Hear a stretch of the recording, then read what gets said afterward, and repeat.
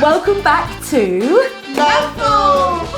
Episode 4. I can't believe it. It's very exciting. And Happy New Year! Happy New Year. Hope you had an amazing, amazing time. And thank you for all the love on the first 3 episodes. Yeah, thank you so much. It was just like, we've had some great response and we're really excited. So much so. So much so.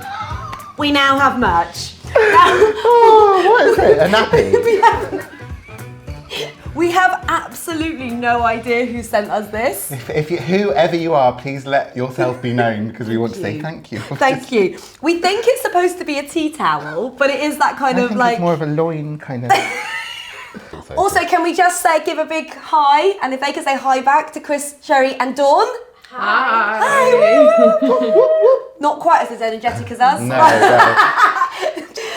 So today we are starting with a Bloody Mary, because there ain't no dry January here, is there? Listen, I'm very passionate about this. January is a tough enough month anyway. Resolutions, what a load of absolute nonsense. I'm really sorry, but it's just really ridiculous. And also, like, why starve yourself of the good things? Like, in January, it's a bleak month, so we're gonna drink, we're gonna eat. And just have fun. Okay, so let's get stuck in first with the Bloody Mary. So, Dom, I've cheated here a little bit. I was gonna say, like, it's all in one. I didn't realise, okay, I just ordered some tomato juice, but it happens that this is actually a tomato juice spiced tomato mix. Tune into Mouthfull and watch us pour liquid into a drink. I mean, why is it called Bloody Mary? Well, I actually know this, and you have to guess, and you guys have to guess, why it's called Bloody Mary. Right, I've got 3 options though. Don't be put off by the silly one. Okay, number 1. Is a Bloody Mary called a Bloody Mary because of Queen Mary of Tudor of England? That sounds, yeah. Was it named after her? Okay, because she had her head chopped off and that was blood, and it went into a glass and they drank it. Oh, was that Henry VIII, one of his wives? No, Mary Queen of Scots. I don't know, who knows? Anyway, was History it that, A? Was it B, named after a barmaid called Mary who worked in a bar called the Bucket of Blood in Chicago? Ooh, that could be, that sounds good. Or was it C, named after a tomato farmer called Mary who in 1659 was killed by a horse and cart, and it was her favourite drink? And there was lots of blood when she died. What was the horse called? Bob. Tomato. Oh, this is a good one. Now, which one will I choose? I am actually going to go for Mary Queen of Scots, or Queen Mary, or whoever she was, because that seems like it. You know, everything's always based on a royal something. Oh. It's actually the barmaid called Mary who worked in a bar called the Bucket of Blood in Chicago. Well, there you go. There lovely, you go. lovely. Back to the day. What is a Bloody Mary? Okay, a Bloody Mary is basically vodka with tomato juice, and it's supposed to be the best hangover cure. Okay. So I'm going to get my jug. I'm actually going to get some ice. So it's kind of like a hangover cure for the whole of December. And what actually goes, because isn't the tomato juice a bit spicy? What would normally, if people don't have this, what would normally go into it? So you would put Tabasco and yummy. Worcestershire sauce, so the main 2 things. Okay. And this one's actually got a bit of mustard in it, which is quite nice. But we're taking some vodka. Mm-hmm. This has been in the freezer. Do you freeze your vodka? Yes, I do. It's really good. Now, you know you said you hate New Year's resolutions? Yes. I've got one. Which is? To measure. Oh my God. Kidding. Oh. 4, 5, 6, 7. I mean... She starts at 4, everybody. She starts at 4. So, vodka. Basically, I would say a double shot for every glass. Great. Okay? Yeah. And then you literally take your tomato juice. Now, you may be thinking, guys, this really is what Dom said. Pouring liquid into a jar. Yeah, but you're doing it so elegantly. Aren't I? Now, whilst you're doing that, I'm actually going to salt the rim of the glasses because I think it'll look very pretty. In here, I've got some regular salt. Yeah. Gorgeous stuff. And then I'm going to add to that some of this amazing chilli salt from the Cornish Sea Salt Company, which is absolutely lovely. Because you want to kind of have that chilli hit that goes on. And much like we rimmed the glasses of our margaritas. Which I think went down the best out of all the cocktails. So many people tagged us in the fact that they made those clementine margaritas. I mean, they're so good. They're delicious. And can we also just discuss the fact that I didn't laugh or make a joke about the word rim? Did not. I didn't. Can we also talk about the fact that I have now got a tablecloth, so no one needs to panic anymore about my table. Wow, that is wonderful. Okay, so you're going to do that. Perfect. Right, so the rimming is done. The ice is being added, and I'm just going to give this a stir and pour it in. Now, I don't know if you've ever had a Bloody Mary in America. Why are you so childish? Ridiculous. Have you ever had a Bloody Mary in America? Has anyone? You guys? Yeah, they kind of, it's literally a meal. They put like everything into it. So we're going to do our own interesting decoration. Kind of like British version. Yes, exactly. Okay, and what does that include? Because I can smell bacon. Oh my Lord. Get that bacon on, Dom, because we are going to put some crispy bacon on the side, because why the hell not? But also, traditionally, don't ask me why, you put a bit of celery in it. I think it's to stir it. Oh yeah, that would make sense. I just thought of that. It's like a natural straw. I dare you in a minute to try and drink that out of there. And have you got some cocktail sticks for the olives? No. That'll do. Chopsticks. Do we just spread them on? Yeah, look at come that. on. That looks gorgeous. We can maybe thread the bacon on as well. So these are the greatest olives. I'm going to take the bacon off. Oh, I've also got a floppy straw in my hand. The olives are going on, and we are cutting up some bacon. Now, usually it's kind of crispy pancetta, but we are... Wow, what are you doing there? Well, I thought we could thread it onto the same... It's not going to work. What about just like that? That kind of works. Oh, yes. There we go. Oh. I think it was supposed to be... Look, here we go. Like a little garnish like that. Okay, so that is now done. I mean, look at it. They look so good. They do actually look good. So let's have a little mouthful of these guys. Here we go, Chris. Thank you very much. There is yours. Oh, everyone's coming round. Well, come on, Dawny. Oh, what are we going to put over Dawny's head these episodes? Oh, God. Cheers, everyone. How is it? Really nice. Happy New Year. Oh my God, honestly. No, I can get the bacon as well then. Yeah. It's a bit of a... Oh man, so good. Is that not the best olive you've ever had, honestly? So good. So we've now done the cocktail. What are we making next? It's over to Dom, guys. You knew it was going to happen at some point.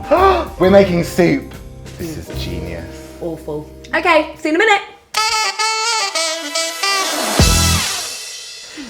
Okay. I'm very excited about this I'm not. next thing that we're making because it's one of my favourite things in the world, and that is soup. Why don't you like soup? And here's one he made earlier. Listen, I don't like soup. This is the only... Right. I love Heinz tomato soup. This one. We should have done a taste off and that people could guess. See which one's Well, better. we could still do that. Heinz tomato soup. Chicken and sweet corn soup from the Chinese shop. And like a Vietnamese pho. Like, okay, Oh my God, you're so fancy. No, they are the only soups I do not like. Why? What is it that you don't like? The texture, it's like baby food. But it's so good. all of It's it. gorgeous blended vegetables. It's just beautiful stuff. I mean, you are literally obsessed with soup. That's the problem. You Because make it's so cheap many. and easy and tasty and healthy. Anyway, we're going to do it.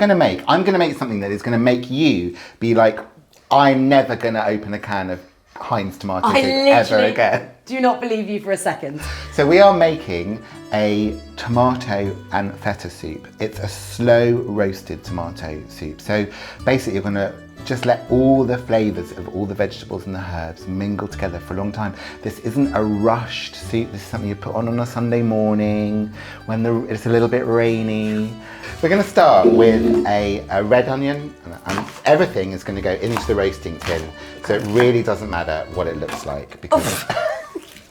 It really doesn't matter if you needed that bit of red onion. But it was the kind of first thing that my mum ever showed me how to make. And that's why I love it so much. And there are so many different, you can play with vegetables, you can play with different blends and stuff. Right, I've started with a tin of tomato soup. Sorry, not tomato soup, tin of... Definitely not cheating. a tin of chopped tomatoes. And then I'm going to add just some lovely, just whatever tomatoes you've got really. Yeah. And I like a different selection of sizes because, and flavours, because you'll get a different sort of depth. Or you're just chucking them in there. Yeah, and I'm not going to take the viney Vines. bits off, not yet anyway, obviously. Then a little bit of potato, maybe not, this is a big baker, but because a tomato will, what is wrong with this? This is a potato, not a tomato. A potato will thicken a soup naturally. If you're not eating carbs, God knows why you wouldn't, but if you're not eating carbs, a couple of cloves of garlic, again, I'm not going to bother peeling them, just like it's all goes in there, it's absolutely fine. Okay. Then a little bit of rosemary. I love using fresh rosemary, but obviously like if you can't get hold of fresh rosemary, just use dried rosemary. Do you think the rosemary is named after someone called Rose? Maybe she was related to Mary. No, she is. She was Mary's sister. Oh, there She's we the go. one with the horse that ran her over. Okay, Yeah, fine. cool. And then I'm going to use some oregano. Now, dried oregano to me is the one herb that is cool to use dried. And then the next thing to go in is this incredible chili salt. So the same one that you used on the... Bloody Mary. Just a little bit, because you want a little bit of, sort of that warmth from the chili, which is just kind of... Bit of olive oil. Yeah. And then a little bit of gorgeous tomato puree, because that will kind of intensify the tomato flavour. So actually, in here is a lot of stuff that people would have in their cupboards. Completely. Colourful and gorgeous and yummy. Great as a pasta sauce. I mean, yes, absolutely. Great as a pasta sauce. Now this is going to go into an oven, probably at like 150 fan for about 40 minutes until everything is soft and gorgeous and yummy. Okay, fine. Yeah. Let's do it. So this is going to go into the oven. Okay, cool. So we've had about 45 minutes and we've got gorgeous, roasted, lovely, slow roasted It does smell vegetables. good, to be fair. What was that sound? Ooh, Ooh, you've also got look like flour all at over that. your bum. Oh, you just want to touch my arm. And then this is going to go straight into the pot that we're going to make the soup in. So this will go into here. Okay, so I'm putting the stock in boiling water. I've got Yes. a litre of that. Lovely. Now, whilst that is dissolving, I've got a block of feta here, and I'm just going to kind of take half the feta and crumble it in, and this will give it a nice, creamy, gorgeous taste. Is feta the best cheese? Yeah, because it's got a Love hit it. of salt, and it's creamy, Yeah. and it's gorgeous. I do love it. You know what they say, everything's better with feta. Right, go on then. It's a good answer, isn't it? And also, I'm not going to, well, anyway, whatever. So this is going to go into here. And there you go.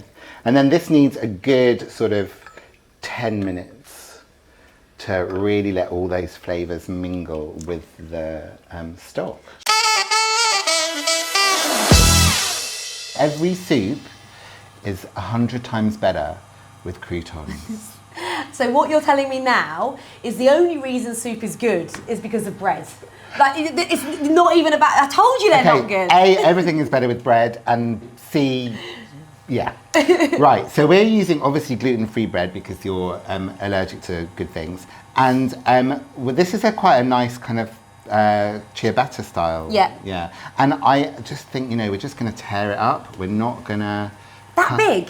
Yeah, like big. We want chunky. Like plenty of olive oil. So loads of olive oil. Yeah, loads of olive oil. Now this could go in the air fryer, it could go in the oven. Now we're going to go back to the chili as well to kind of carry that flavour along. We're going to put a whole load of stuff in there, which is really nice.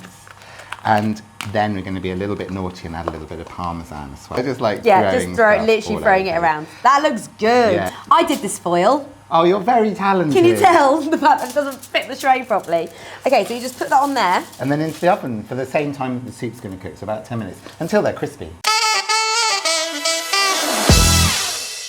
Woo! They're like a human, what say those things called accordion. So this has been bubbling away for about 10 minutes, and actually the best thing to do is turn the heat off for at least kind of 5 minutes before you eat, because there's nothing worse than boiling hot anything in your mouth.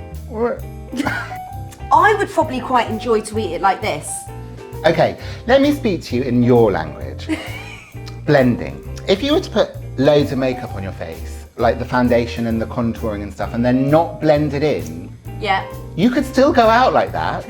Okay, we're using our lovely Smeg stick blender.